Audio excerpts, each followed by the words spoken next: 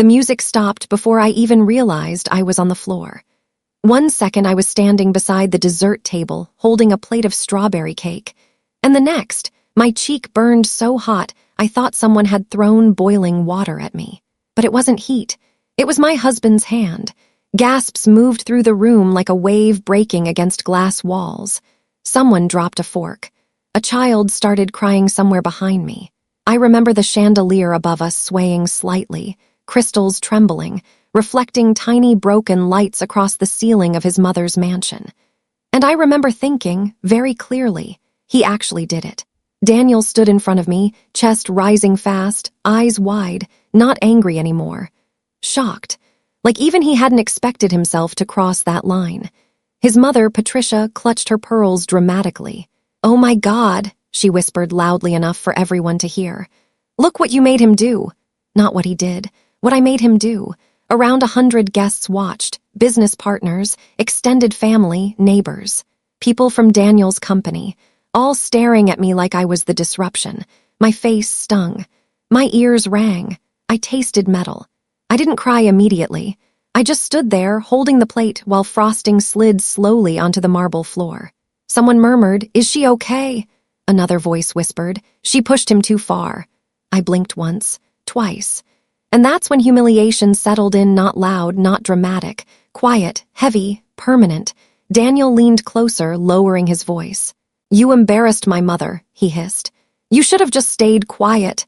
Stayed quiet. After an entire evening of being humiliated.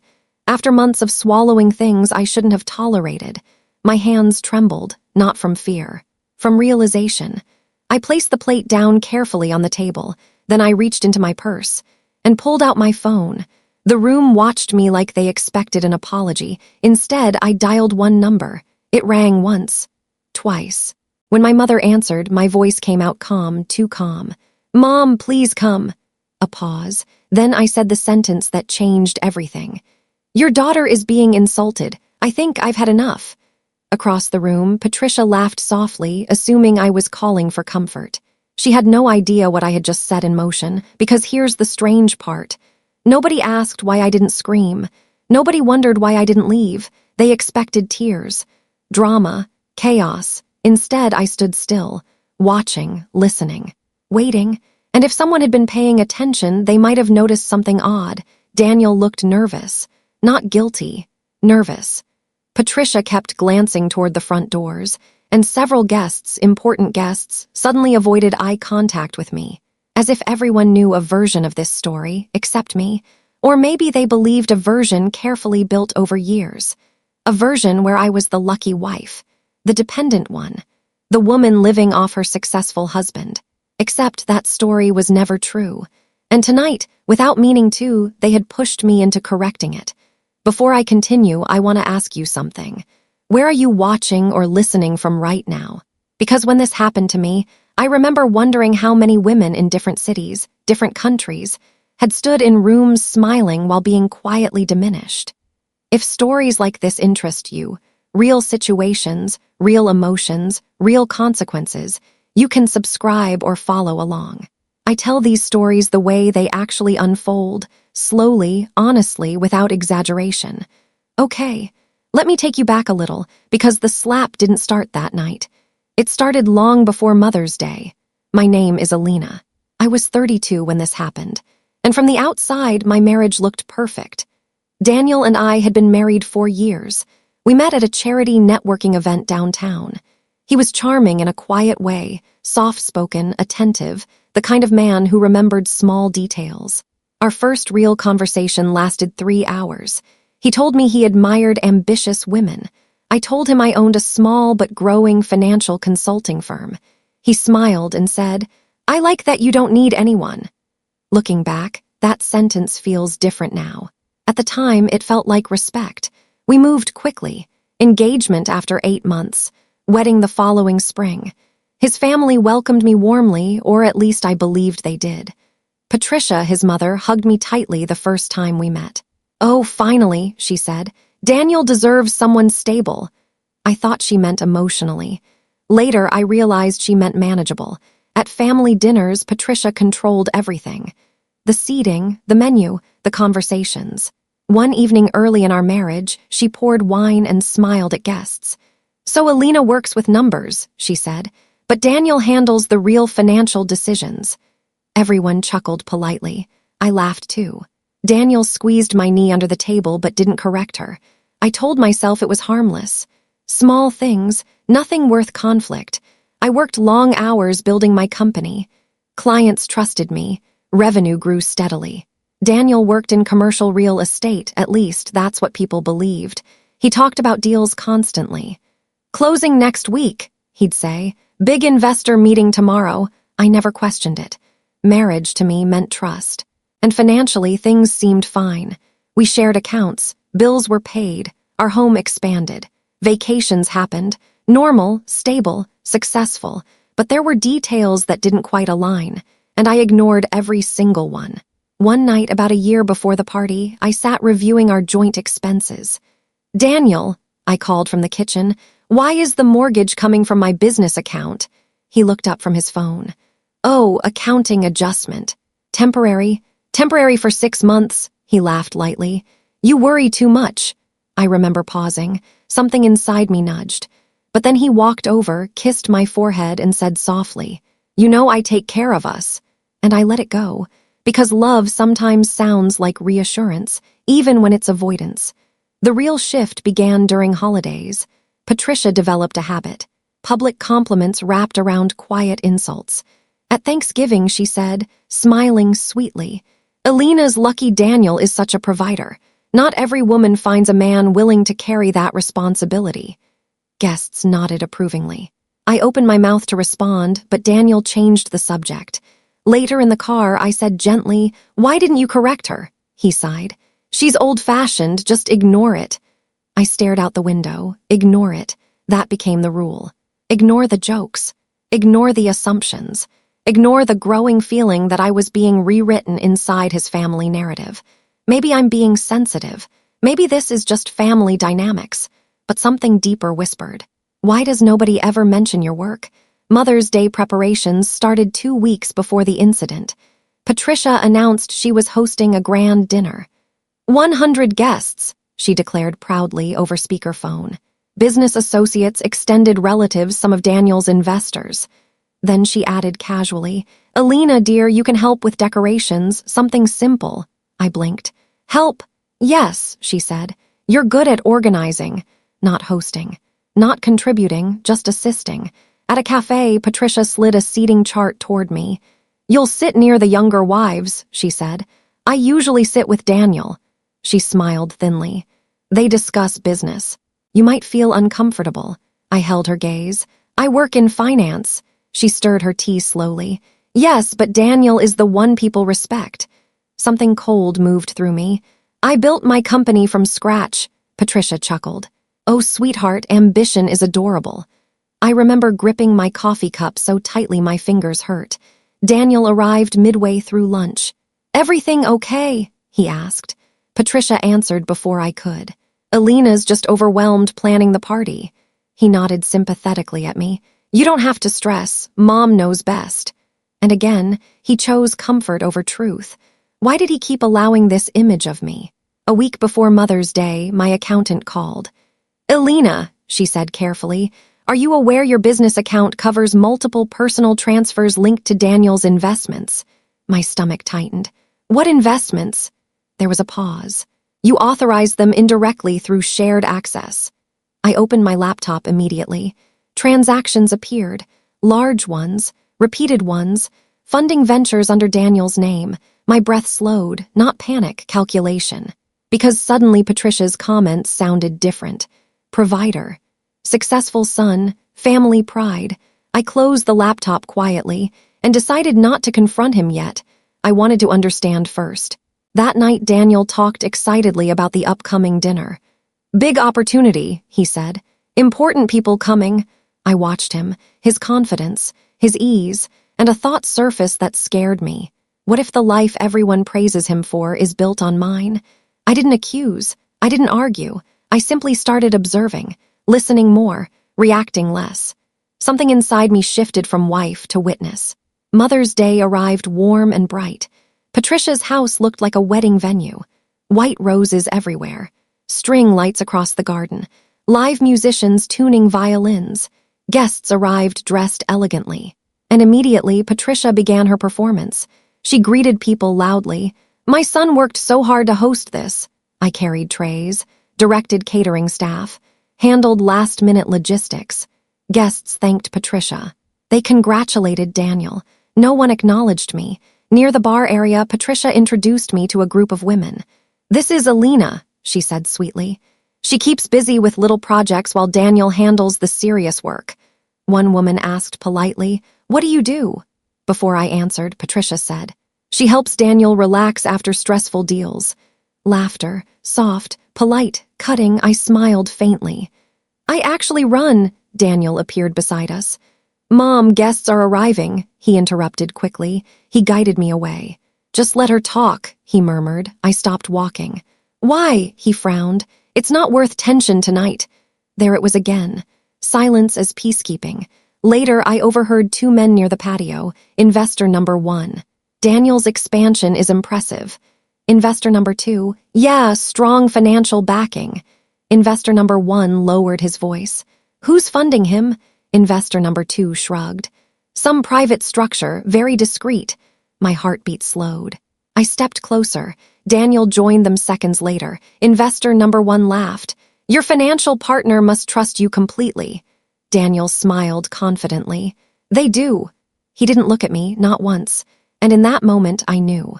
The narrative wasn't accidental. It was constructed. Dinner began. Long tables. Crystal glasses. Patricia stood to give a toast. She raised her champagne. "To mothers and to sons who become pillars of success." Applause. Then she added, "And to wives who support quietly without competing." People laughed again. My chest tightened. Daniel clapped. I felt something break, not loudly, just finally. I stood slowly, my voice calm. "Actually," I said, smiling politely, "since we're celebrating honesty tonight, maybe we should also acknowledge shared contributions." The room quieted. Patricia's smile froze. Daniel whispered sharply, "Sit down." I continued gently. "I'm proud of Daniel, but many of those investments were funded through..." And that's when it happened. His hand struck my face. We are back where this story began. After the slap, silence swallowed the room. I heard Patricia whisper, "She pushed him." Someone else murmured agreement. I realized then how deep the story about me had spread, how thoroughly I'd been minimized. I wiped my cheek slowly, looked at Daniel, then at Patricia. Neither apologized, neither moved toward me, so I called my mother. "Mom, please come." Her voice sharpened instantly. "What happened?" I swallowed. "I need you here." A pause, then she said quietly, "I'm on my way." I hung up. Daniel exhaled impatiently. "Alina, don't create drama." I looked at him calmly. "No," I said. "I think the drama already happened." Patricia laughed lightly. "Oh dear, calling your mommy?" Several guests smiled awkwardly. They still thought I was powerless, still believed I depended on Daniel. They didn't know who my mother was, or what she controlled, or why Daniel suddenly looked pale when he realized exactly who I had called. Because 10 minutes later, the front doors opened, and the entire atmosphere of the party changed before anyone even saw her face. Daniel whispered under his breath, "Oh no." And that was the moment I understood something terrifying. My husband wasn't afraid of losing me, he was afraid of my mother. The room changed before anyone even saw her. You know how sometimes authority arrives quietly, but everyone feels it? That's what happened when the front doors opened. Conversations slowed. Glasses paused halfway to lips. Even the musicians stopped playing without being asked. Daniel's hand tightened around his champagne glass. His knuckles turned white. And that was the first time that night I saw fear on his face. Not anger, not embarrassment. Fear. Patricia turned toward the entrance with polite annoyance. "Who interrupts a private event?" she muttered. Then she saw her, and Patricia's smile disappeared completely. My mother stepped inside. Calm, elegant, unhurried.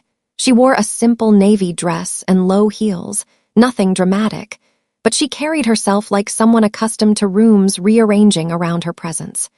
Behind her walked two men in suits I recognized immediately. Not bodyguards, lawyers. I felt my breathing steady for the first time since the slap. Mom's eyes moved across the room until they landed on me. She didn't rush. She didn't gasp. She simply walked forward. Every guest parted instinctively. And when she reached me, she gently touched my cheek. Her voice was soft. "Who touched my daughter?" The question wasn't emotional. It was procedural. Here's what nobody in that room understood yet. My mother never reacted emotionally first. She gathered information, calculated outcomes, then acted, which meant Daniel already knew something terrible was about to happen because he stepped forward quickly. "Mrs. Navarro," he said, forcing a smile. "This is unnecessary." My mother didn't even look at him. She kept her eyes on me. "Alina," she asked quietly, "do you want me to handle this?" And that question mattered, because my mother never intervened unless invited. I nodded once. "Yes." That single word shifted the entire night. Before I continue, I want to ask you something. Have you ever been in a moment where people thought you were powerless, only because they didn't know your full story? Also, if you haven't yet, please like and subscribe the channel and tell me where you're watching from tonight. Okay, let me explain why Daniel suddenly looked like he wanted to disappear. Because my mother wasn't just my mother. She was the reason his entire lifestyle existed. My mother, Sofia Navarro, built one of the largest private investment networks on the West Coast. She started as an accountant, then a venture strategist. By the time I finished college, she controlled funding pipelines for dozens of real estate and startup portfolios. She never flaunted wealth, never attended society events, never needed attention. But people in finance knew one thing. If Sofia Navarro withdrew support, businesses collapsed quietly. I rarely talked about her professionally. I wanted my own identity, my own success. Daniel knew who she was when we met. I assumed he respected her. Now I understood something else. He had studied her. My mother finally turned toward Daniel. "You struck my daughter," she said. He raised his hands defensively. "It was a misunderstanding." Patricia stepped forward immediately. "Alina provoked him. She embarrassed our family." My mother tilted her head slightly. "Your family?" The temperature of the room dropped. Guests exchanged uneasy glances. Daniel tried to regain control. "Let's discuss this privately." Mom smiled faintly. "No," one word, final. "We'll discuss it exactly where it happened." Something fascinating happens when certainty enters a chaotic room. People choose sides silently. Guests who had avoided eye contact earlier now watched carefully. Investors leaned closer. Whispers started spreading. I noticed several men near the back pulling out their phones, not to record but to message someone. Daniel noticed too. His confidence cracked slightly. "Mrs. Navarro," he said, lowering his voice, "this is a family matter." My mother replied calmly. "It became a business matter long before tonight." That sentence confused everyone except Daniel. His face drained of color. Mom nodded toward one of the lawyers. He stepped forward and opened a leather folder. Paper against silence sounds incredibly loud. He spoke clearly. "We need confirmation, Daniel Reed." "Are you currently operating Reed Commercial Holdings?" Daniel hesitated. "Yes. And is it publicly represented as independently financed?" A longer pause. "Yes," the lawyer nodded. "Thank you." He turned slightly so several nearby guests could hear. "Our records show 73% of funding originates from Navarro Capital accounts." A ripple of confusion spread through the crowd. Someone whispered, "Navarro Capital?" Another voice, "That's huge." Patricia laughed nervously. "This is ridiculous." My mother finally looked directly at her. "No, Patricia," she said gently. "This is accounting." Internal thought, I felt strangely calm. Like watching a truth surface after years underwater. Not revenge. Correction. Investor guessed. "Daniel, is that accurate?" Daniel forced a laugh. "It's standard investment backing." Lawyer, "Investment implies disclosure." Guess number 2. "You told us you were self-funded." Patricia snapped. "Why are we discussing finances at a Mother's Day party?" My mother answered smoothly. "Because your son built his reputation using my daughter's assets while publicly diminishing her." Silence. Absolute silence. And suddenly every joke Patricia had made about me rewrote itself in real time. I watched people mentally replay past conversations. The toast. The jokes. The introductions. Women who had smiled politely at me earlier now looked uncomfortable. One approached quietly. "You funded the company?" I nodded once. "Yes." Her eyes widened. "Oh, just oh." But that small word carried years of misunderstanding collapsing. I realized something then. Humiliation doesn't disappear instantly. Even as truth emerges, part of you still stands in that moment of being small. My cheek still hurt. My heart still raced. But now I wasn't alone. And for the first time in years, Daniel looked like the outsider in his own narrative. Daniel stepped closer to my mother. "This is unnecessary escalation," he said carefully. "Alina and I share finances as spouses." Mom nodded. "Yes, which is why we allowed access." Allowed. The word hit him. He swallowed. "What does that mean?" The second lawyer spoke. "Access permissions are revocable." Patricia's voice rose sharply. "Are you threatening my son?" My mother's tone stayed gentle. "No, I'm correcting a misconception." She turned slightly so the entire room could hear. "Daniel has never been independently wealthy." Murmurs erupted. "He has been operating on structured support provided through Alina." Another pause.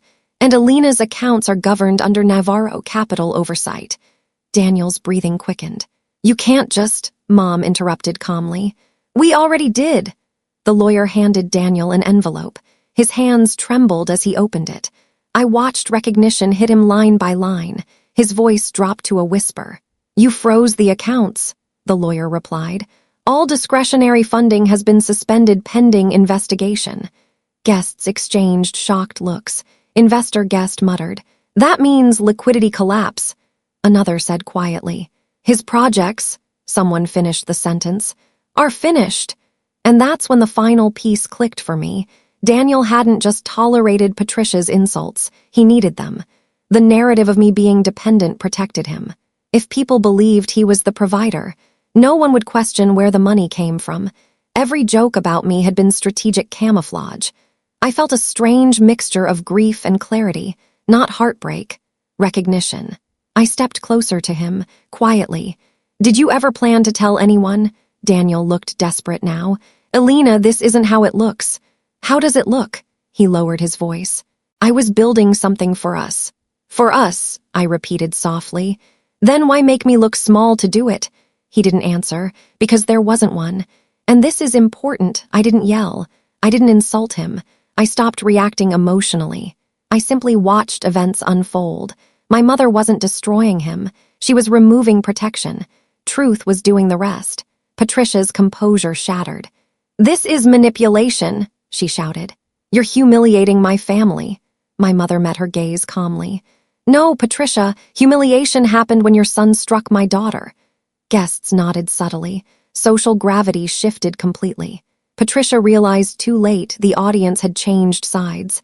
Guest woman, "He slapped her." Guest man, "In front of everyone." Another guest, "That's unacceptable." Investor number one, "We can't be associated with that behavior." Patricia spun toward them. "You're overreacting." My mother spoke softly. "Consequences often feel like overreactions to those who never expected them." One lawyer addressed Daniel directly. "There is also the matter of personal guarantees signed under Alina's financial backing." Daniel stiffened. "What about them?" "They are void without authorization." A man near the back whispered loudly, "That wipes his company." And suddenly everyone understood. This wasn't a marital argument. It was the collapse of an entire public identity. I felt something inside me settle, not triumph, relief. For years I had tried to be accepted quietly. Now acceptance wasn't required. Reality stood on its own. Daniel looked at me, not angry anymore, pleading, "Alina, please." The word sounded unfamiliar coming from him, please. But the night wasn't finished. Because my mother turned to me and asked one final question. "Alina, would you like to finish what they started tonight?" And for the first time since the slap, I realized the real decision wasn't hers. It was mine. Across the room, Daniel's entire family watched, waiting to see whether I would forgive or end everything publicly. The room waited for me. That's the strange thing about power. It doesn't always feel loud. Sometimes it feels like 100 people holding their breath at the same time. My mother stood beside me, calm as ever. Daniel stood across from me, pale, shoulders tight, eyes searching mine like he was trying to remember which version of me still existed, the quiet wife or the woman he had underestimated. Patricia looked furious. The guests looked fascinated. And suddenly I understood something very clearly. For years, decisions about my life had been made around me. Tonight was the first time everyone waited for my answer. My mother asked gently again, "Elena, would you like to finish this?" I inhaled slowly. My cheek still stung, my heart still hurt, but my voice came out steady. "Yes." A ripple moved through the room. Daniel whispered sharply, "Elena, don't do this." I looked at him. "You already did." Here's what no one in that room realized. I had already started preparing before the slap ever happened. Because a week earlier, after the accountant's phone call, I stopped being a trusting wife. I became an observer, and observers collect information. I hadn't confronted Daniel immediately. I listened, checked records, asked quiet questions. And what I found went far beyond financial dependence. It explained everything. The jokes, the humiliation, even the slap. I stepped toward the center of the dining room. The musicians had quietly packed away their instruments. Servers stood frozen near the walls. Even the air felt still. I picked up a microphone from the small stage Patricia had prepared for speeches. The irony didn't escape me. Earlier that evening, I wasn't considered important enough to sit at the main table. Now everyone faced me. "I won't take long," I said calmly. My voice surprised even me. No shaking, no anger, just clarity. "I know tonight became uncomfortable," I continued. "But since my marriage and reputation were discussed publicly for years, I think truth also belongs in public." Daniel rubbed his forehead. "Elena, please." I ignored him gently. Because this wasn't revenge shouting. This was correction. I nodded toward my mother's lawyer. He handed me a thin folder. I opened it slowly. Paper sounded impossibly loud in the silence.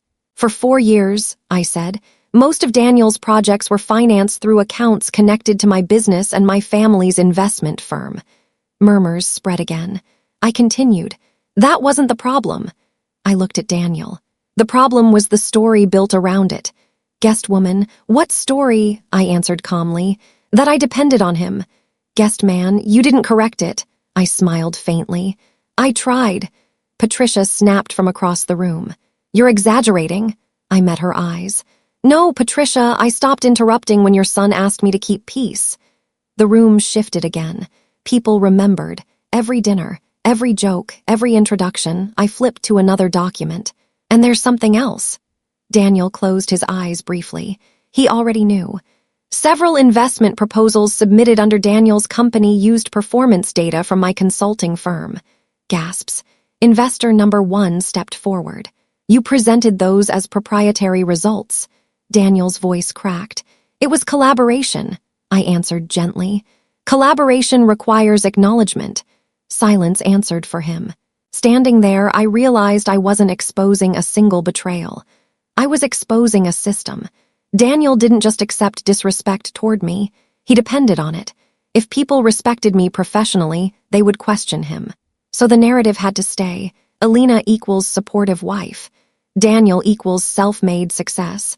And the moment I threatened that illusion, he chose control, even if it meant violence. The realization hurt more than the slap. Guests began speaking openly now. Investor number 2, "Daniel, why hide the funding source?" Another guest, "You told us you rejected outside capital." Someone else murmured, "This changes everything." Patricia tried to intervene again. "This is a private marital disagreement." My mother replied calmly from beside me, "Then perhaps your son should not have turned reputation into currency." Several guests nodded. I watched alliances shift in real time. It felt surreal, like watching years of quiet imbalance correct itself all at once. Daniel stepped toward me, his voice softened. "Elena, we can fix this privately." I studied him carefully. For the first time, I noticed how much of our marriage had been negotiation disguised as affection. "What exactly are we fixing?" I asked. "Our marriage." I shook my head gently. "Our marriage ended when you needed me smaller to feel bigger." His eyes filled with panic. "You're destroying everything." I answered calmly. "No, I stopped protecting a lie." One of the investors spoke firmly. We'll need to reassess all partnerships. Another added, our legal team will review disclosures. Patricia looked around desperately. You can't abandon us over misunderstandings. But no one answered her. Because reputation, once questioned publicly, rarely recovers instantly. Daniel understood. His company wasn't collapsing because of my mother. It was collapsing because trust disappeared. I set the microphone down, walked closer to Daniel.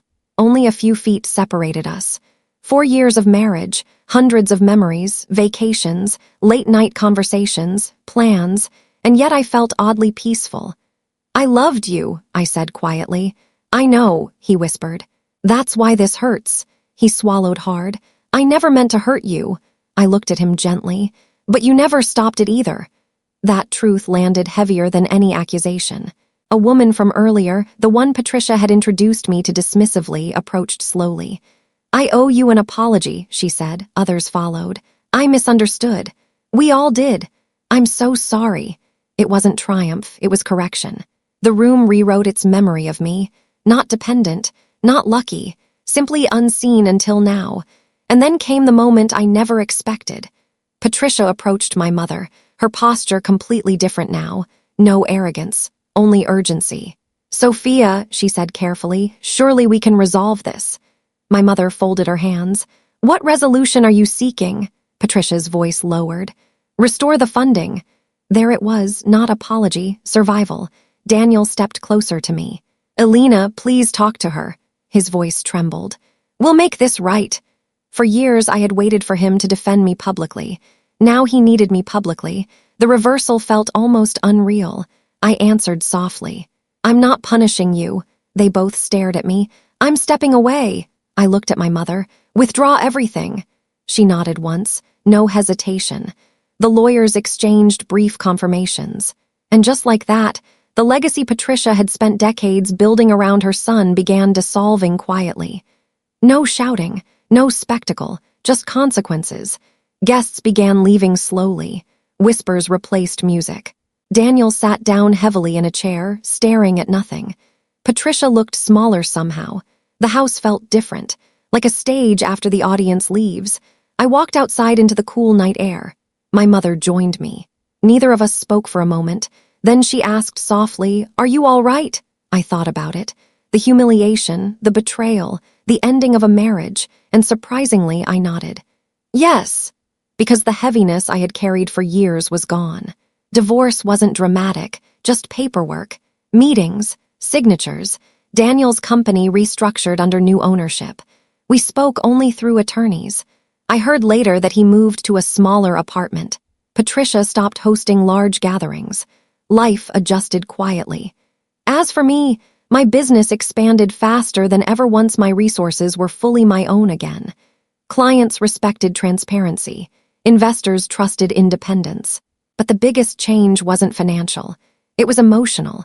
My home felt peaceful. No walking carefully around someone else's ego. No shrinking myself to maintain harmony. Just calm. People assume revenge feels explosive. It doesn't. Real closure feels quiet. Like waking up one morning and realizing you're no longer explaining yourself. I didn't win because Daniel lost. I won because I stopped accepting a version of myself created by someone else. And strangely, Mother's Day became meaningful again. Not because of family expectations, but because I remembered something simple. Being loved should never require becoming smaller. Now I want to ask you, who was really wrong in this situation? Do you think Daniel deserved another chance, or was walking away the only possible outcome? And honestly, if you were standing in that room after the slap, what would you have done? Tell me in the comments. I read them all, and if this story stayed with you, there are more stories like this waiting. So don't leave before you subscribe. Thanks for watching.